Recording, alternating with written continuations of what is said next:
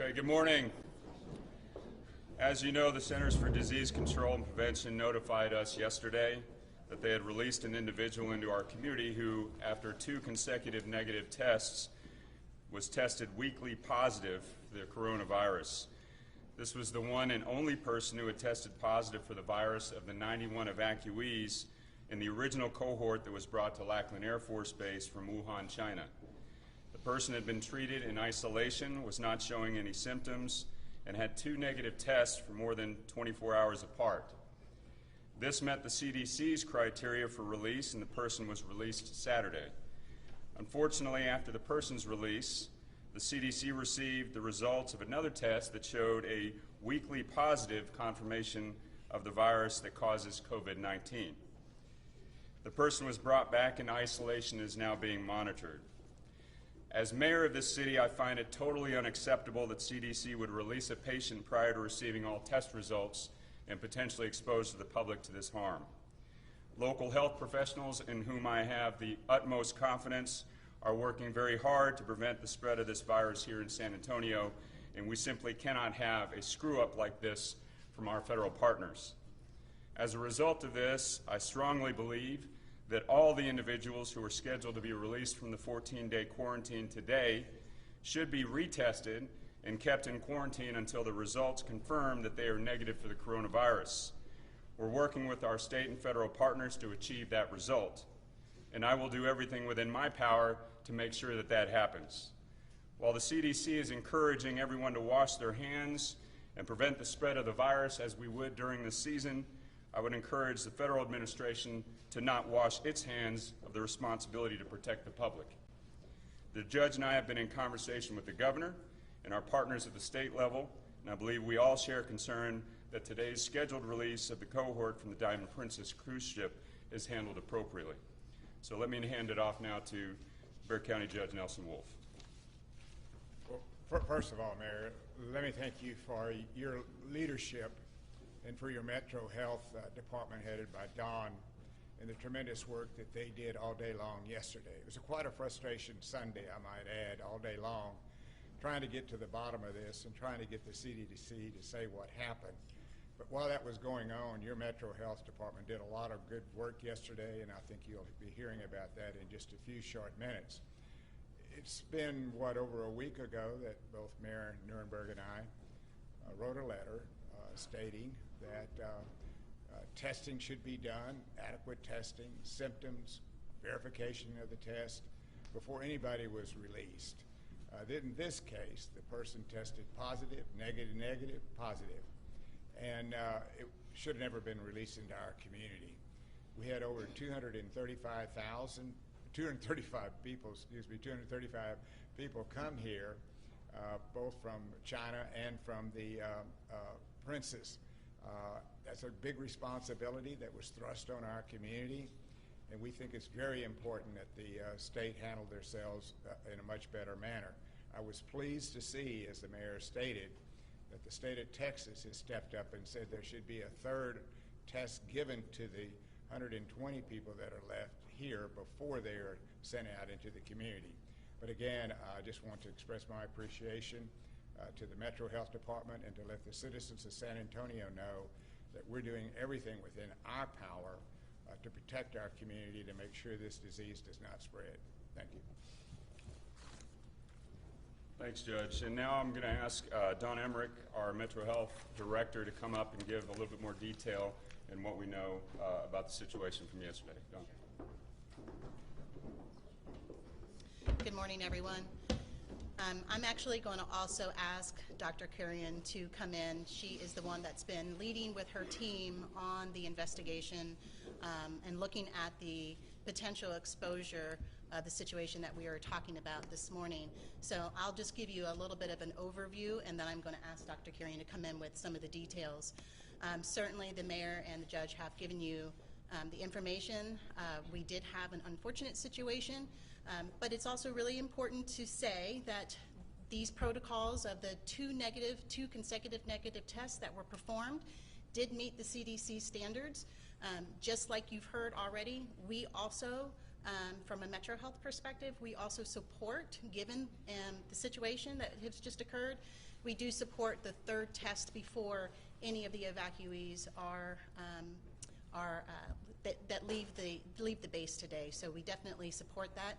I will tell you that throughout the night and also this morning, not a lot of us have had a lot of sleep, but we have been in constant contact with the state and with CDC about identifying what are some of those protocols we can update. And so those discussions are occurring. So I think that we should see some movement in the approval of the expanding of the protocol to expand those 2 consecutive negative tests to 3. So some of those discussions are happening at the very high level, and I suspect that we'll see some movement on that. So at this time, I'm going to pass this over to Dr. Kurian, who can give you some really good detail on the work that her and her team have been doing. Good morning, and I'm going to keep this very brief. Yesterday, we were notified that this person was, in the morning, that this person who was scheduled to be released from the hospital that the person was receiving care, because the person had met all the CDC criteria for medical release at that time, was released out in the community. Person was out in the community for approximately slightly over 12 hours, and so it was our responsibility to make sure we contact every possible venue that this person had visited, or persons that this person had come in contact with while this person was out, released from the local hospital. So we did identify all the exposure sites. We followed up with all the persons who have been exposed. We've completed our risk assessment, I can say pretty much everybody has been deemed to be low risk except for few selected healthcare personnel who were directly in contact with her at the time of her release. That's it. Thank you. Okay, and let me just summarize again. The news yesterday about the woman who was released and then brought back into isolation has caused understandable concern in the city we serve. Our offices are flooded with comments of concern, as you would guess. In the past 24 hours, the Metro Health Department has conducted a contact investigation, as you heard, to identify where the person went after being released, with whom they were in contact, and what risks exist that those individuals were exposed. So we are pleased to share that with you, and that the investigation has revealed generally encouraging news considering the circumstances. The number of people is small and the risk of exposure is low. So at this point, we're going to turn it over now to questions that you might have for the folks here. I will emphasize one thing, and the judge said this. There is nobody better that does this work than our Metropolitan Health Department. They've been working 16, 18 hours a day for the last 3 weeks, and they've done exemplary jobs. What we are asking for is our state and federal officials to cooperate to make sure that we are in the best position possible to ensure the safety of the public at all levels. So at this time, we'll take any questions. Mr. Mayor, where did this woman go? And if you're going to share that, if you're not going to share that information, why not? I feel like a lot of people would want to know places that they should probably avoid if it's in this area. If you could step to the mic, please, Doctor. This person, after the release, was checked into a local hotel by the airport. The hotel has been notified. We've completed our risk assessment at the hotel. And during her stay at the hotel, she also decided to visit a local mall here near the airport. The mall was the North Star Mall. And again, once again, based on the history we've gotten from her, and based on our risk assessment, the exposure at the mall at this time is deemed to be low. So what have you talked to mall officials yet? What type of work are they doing there? So mall officials have been notified this morning, and we have recommended a deep cleaning of the mall just out of abundance of caution. Well, what do you mean when you say exposure was low?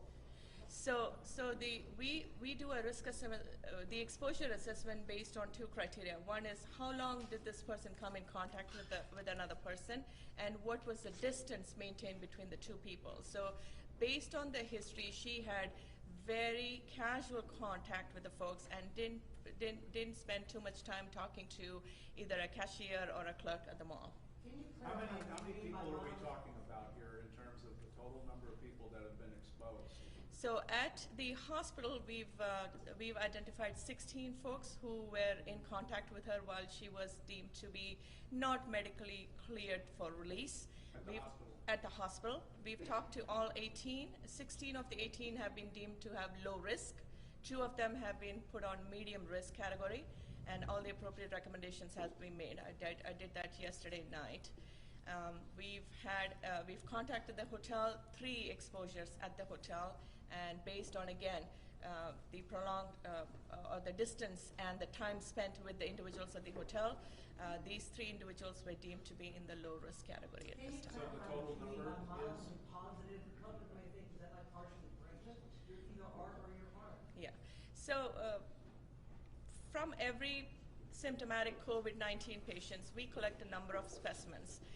These are the nasopharyngeal specimens or the oropharyngeal, your upper respiratory specimens or your lower respiratory specimens. So we need to have both these sets of specimens test negative in order for the person to be deemed to be non-infectious. We say it's partially negative because one of those specimens came back positive after she had 2 successive sets of negative tests. Doctor, I'm still trying to figure out how you say that the exposure at the mall was low risk. This is a very high capacity area, lots of people going through there. What we know about the virus is it stays on surfaces for a long time. There's a lot of young and old people, people who are specifically vulnerable to the coronavirus. Please explain why you say her going to a mall is a low risk. She did not stay in one place for longer than maybe 2 minutes, 3 minutes. She was browsing, she walked through. While in these stores at the mall that we talked to her about, she spent very little time. There were no folks around her. She did go to the food court, ordered something to eat, went by herself and sat. So again, this is based on what history we've received from her. And we certainly want folks to come forward and let us know if they think they've been exposed, and we will be making a media notification regarding this, and this is exactly what we're doing now. If you're going to identify the mall as the North Star Mall, why won't you guys identify the hotel? I mean, we know that other cities have identified hospitals where people are being cared for and that stuff, so in the interest of transparency, why are you not identifying the hotel? Okay, so we did, initially we didn't come out and say the hotel because we needed to make sure the hotel is notified first. We are absolutely confident that the exposure within the hotel is pretty confined and contained. We had a chance to talk to the hotel officials late yesterday night. So at this time, we are releasing the name of the hotel. She stayed at the Holiday Inn at the airport.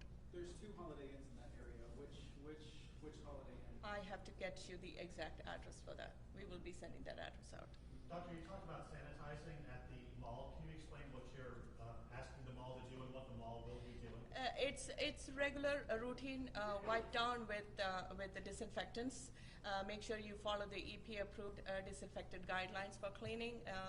Pre-clean dirty surfaces with cleaners and water, and then use the disinfectant. So any high-touch surfaces, your doors, your doorknobs, your countertops, your food court tables, chairs, etc. Doctor, Who's doing this cleaning? Who's doing this cleaning? We just had this conversation with the mall authorities, and those things have to be finalized.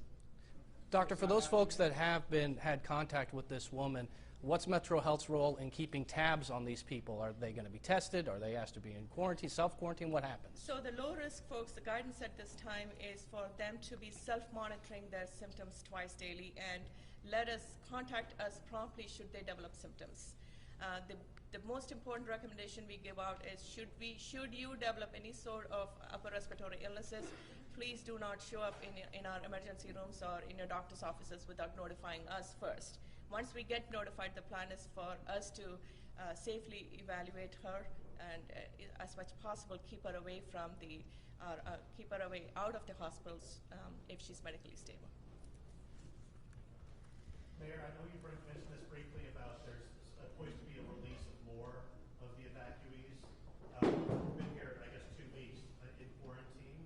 Are they going to be released this week in light of what's happened? So the CDC's plan was to release them, those who have gotten to the end of their quarantine period today. We have just received a letter from Dr. Hellerstadt at the state requesting a third test. We totally agree with that, and we are right now communicating that with the state and the federal government. At the end of the day, we believe that they ought to be tested, and we need assurances from CDC that they would pose no additional risk to anyone in the public, and we're going to do everything within our local authority to make sure that no one is released until we have that assurance. Right now, at this time, it's the CDC, the federal government, but we also know that state can help us with that, and if necessary, the local will too. Mr. Mayor, do you think that the federal government has set up San Antonio to be ground zero for an outbreak of the coronavirus in the United States? Well, I think the federal government should respond to the guidance from our local medical community. We had a quarantine mission that was quite contained. We also know that we've been requesting their response to guidance that we have had from the local community to help make sure that the risk to the public remains low. And that's what we're continuing to do right now. We know that the news lately over the last week has been coming from every corner of this country, and so what I think we ought to be doing is everything in our power at the county as well as the city to ensure we keep our public safe in the event that this becomes an outbreak. And that means we're dusting off and preparing our local pandemic plans, just as we did in the case of Ebola. That also means that everything is on the table to make sure that we protect the public, everything. Do you have a sense, Governor, that the governor has the authority to do this? Is the governor himself, does he have the legal power to keep them on base? I believe, so we are in communication with the state and federal authority right now, as well as our local Metro Health District. Between the three of us, we will ensure that these folks are not released from quarantine until there's assurances that they pose no risk to the public. If that means it falls to the local authority to do that, we will do that. How long will it take to get the results of the third test if it is administered as we hope? How long will it take to get those results, and at what point will that decision be made? I'm sorry, could you repeat that, Jesse?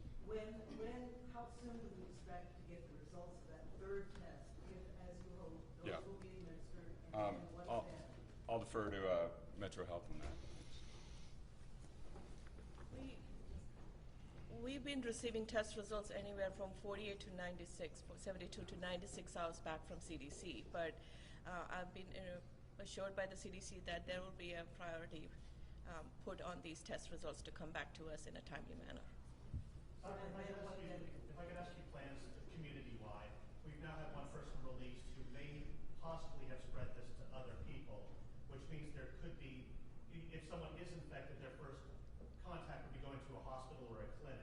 What is being done citywide to monitor if there's any possible cases showing up at hospitals or clinics? So we've been working closely, and this is not just recently. We've been working since the beginning of this COVID-19 incident. We've been working closely with our healthcare providers, with our EMS community, educating them on what signs and symptoms to look for, laying emphasis on asking the travel history, and if they deem out of abundance of caution, we've been asking all hospitals to make sure that masks are provided at the entrance, and also educating the community regarding using these masks before they enter. Should they have symptoms of upper respiratory illnesses, use masks prior to entering any healthcare facility.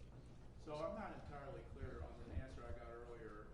If you had the total number of people who've been exposed so far, what does that number come to? So we know for a fact how many folks were involved in the healthcare facility, and we know for a fact how many folks were exposed in the Holiday Inn. It is not possible, or we are making every effort to identify any exposures at the mall, and based on what we have at this time, those exposures are pretty low risk. But you don't have a number for that. We don't have numbers for that, yes. What about transportation to and from these places? She did use the hotel shuttle, and the shuttle drivers are one of those exposures identified. Yes. Doctor, when we came to this press conference today, and I was meeting with my colleagues and many of the people who work for the city, we weren't shaking hands. We were doing the elbow bump or touching each other's feet. Do you think people should be doing that here in San It's a good idea to do that. This is cough and flu. This is cold and flu season. We recommend that all the time, not just for COVID-19, for for any upper respiratory illness seasons, we've been recommending, practice those everyday preventive measures if you don't have access to soap and water and good hand hygiene techniques. Matt, let me answer your question, because I know there's a lot of questions about what happens with the folks that are scheduled to release today. We have been in contact with federal officials, both parties of our federal delegation, as of this morning. They both agree these folks need to be tested before they are released, so that they are deemed no risk to the public. We're going to ensure that that happens, okay? The federal government can do that very easily. The state government can do that as well.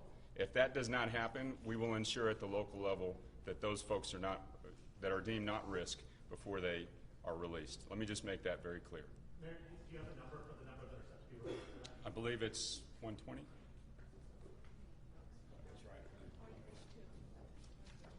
122. Can you say how many isolation beds we have here in town? I'm interested in learning what the local capacity is for isolating patients at a wide scale if we were to have an outbreak here. Like how many isolation, like negative pressure rooms do we have in town? So I'm not clear of the hospital number. I know that we have 22 rooms at the Texas Center for Infectious Diseases, and if need be, the discussions are expanding that radius outside of San Antonio and looking at the metropolitan area and even in other places of the state. So I don't have a specific number for you. What we know to be true is that we have 22 rooms currently right now at TCID. But 11 of those are in use right now. They are, and so we'll, they're still recovering, and so we see that attrition rate occurring over the next several weeks. But I think again we know that to be true with TCID, and we're in the process of identifying all of those other capacity within the region and also the state. So it's my understanding that a group of students are returning from UTSA are returning from Italy, and there's not necessarily any quarantine that's going to be on them. Italy's had a high number of cases. Are we all aware of what's being done as they return back home? Yes, we're in contact with UTSA. Okay. Yeah, sure. So, UTSA President Amy confirmed this morning that those folks, the students that had come back in consultation with Metro Health, will be self-quarantined off campus. And so also related to the previous question about the hospital capacity, we talked about Metro Health and the work that they've done. STRAC, which this city is gifted by, coordinates with 72 hospitals in the area. They deserve a lot of credit for the coordination of capacity in the event it's needed. But again, with respect to the question about UTSA, again, those students are being self-quarantined off campus. Could we drill down a little bit here on the timeline? When did this woman at the hotel get on the shuttle and go to the mall? How long was she at the mall? What time period does that take place in on Saturday? Saturday afternoon, Saturday evening? Yeah, it was Saturday evening, closer to 5:30 is when she entered the mall and exited the mall around 7:30ish. What time? 7:30. So she was there for about 2 hours? For about 2 hours, yes. But she spent most of her time sitting at the food court by herself eating her Chinese. Mr. Mayor, when we first had the coronavirus story come to San Antonio, there were certain people who were upset that people were brought to San Antonio to be in quarantine here. They were upset because they were concerned that these people and the virus was going to make its way off of Lackland and the quarantine and into our community. What do you say to those people? Well, again, it's totally unacceptable that CDC would allow for a patient who had a test result come back positive to be released into the public. This is a quarantine mission, which we have the capacity to execute extraordinarily well in San Antonio and in a compassionate way, but it requires our state, federal administration partners to be working in coordination with us. This should not have happened. In the meantime, we have a local response to ensure that the threat to the public remains low. At this time, we'll go ahead and wrap up Q&A. Everyone up here, including council, is available to folks if they want to ask questions one-on-one. I do also know that we have a couple folks who are available to answer some questions in Spanish if there are needed Spanish language media I think outlets. I'd just throw one other thing Yeah. out. From the perspective of CDCs, they would say they did everything the way they have done it, that they did it right. This third test that was done was a complete accident. They were not aware of it. I mean, did they really do anything wrong here? They were following their procedures as they had been following them from the beginning. The guidance of the medical community has been to ensure that all test results come back and come back before patients are released. That remains the guidance that we have, and we're going to continue to communicate that, as well as making sure that tests remain in isolation and not brought into the general public. So with that, we're going to wrap up and do some Q&As one-on-one if anybody needs it.